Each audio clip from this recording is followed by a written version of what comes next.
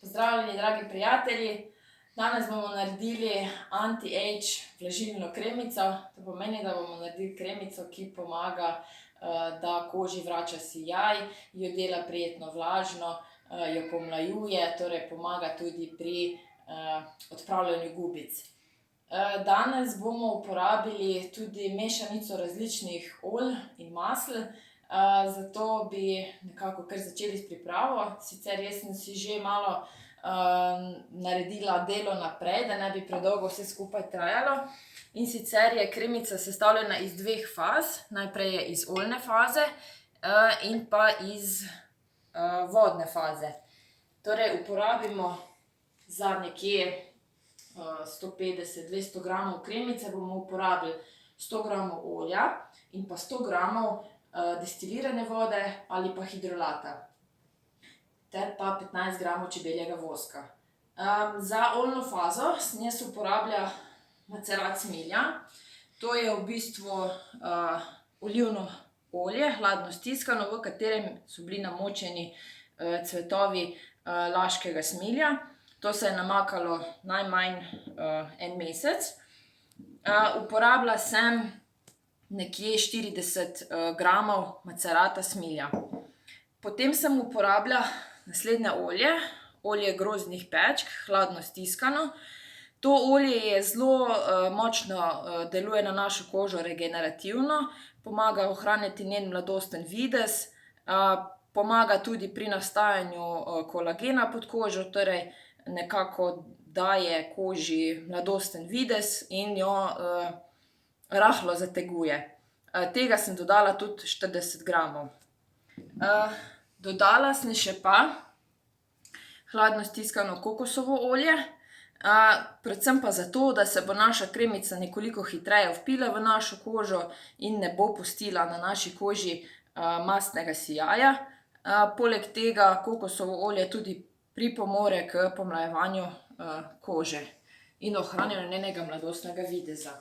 Torej, ta olja sem stehtala vse skupaj, dodala sem 15 gramov čebeljega voska in to vse skupaj stopila nad vodno paro. Potem pa počakamo, da se oljna faza začne nekoliko ohlajati, kot vidimo tule sedaj, kako to izgleda. K tej oljni fazi pa primešamo 100 gramov, torej kot sem povedala, destilirane vode, jaz bom pa kar dodala hidrolat roženkrauta. Torej, odtehtamo 100 gramov.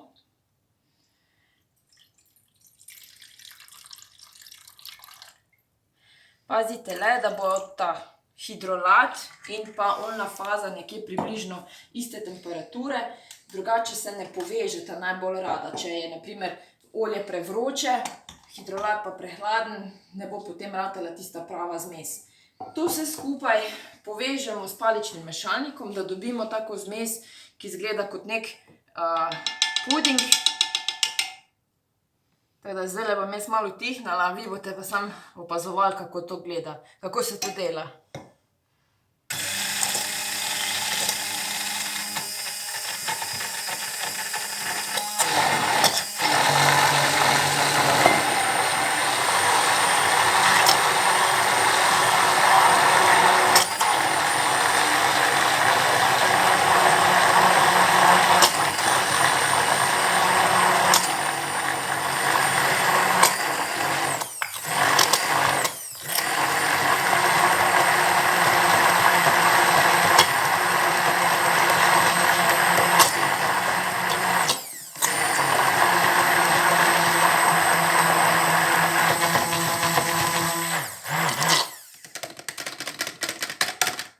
Evo, kot vidite, naša kremica je pripravljena.